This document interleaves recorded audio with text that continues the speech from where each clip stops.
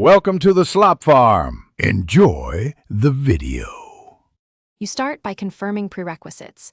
Make sure your HomePod mini and iPhone are on the same Wi-Fi and that all firmware is current.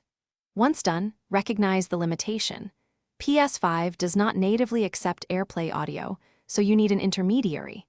At this stage, get either an Apple TV or AirPlay-enabled receiver or a USB/optical adapter for the Ps5. Now power everything on and place devices close together for pairing. This reduces connection issues and speeds the next steps. You now configure the AirPlay bridge. If you have an Apple TV, enable AirPlay in settings and confirm it uses the same Apple ID as your HomePod.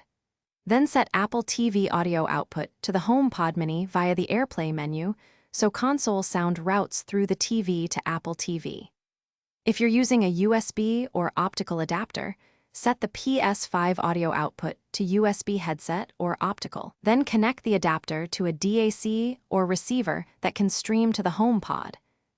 Finish by selecting the bridge device as Ps5 audio output and run an in-game sound test. You'll likely see some latency since AirPlay introduces delay.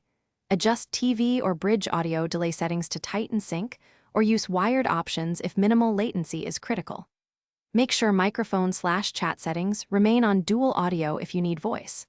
If things go wrong, restart Ps5, Apple TV/HomePod, and router. Then rejoin Wi-Fi. If audio still fails, test AirPlay from your iPhone to the HomePod to isolate.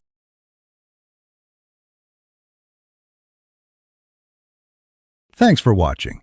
Consider subscribing if we helped you today.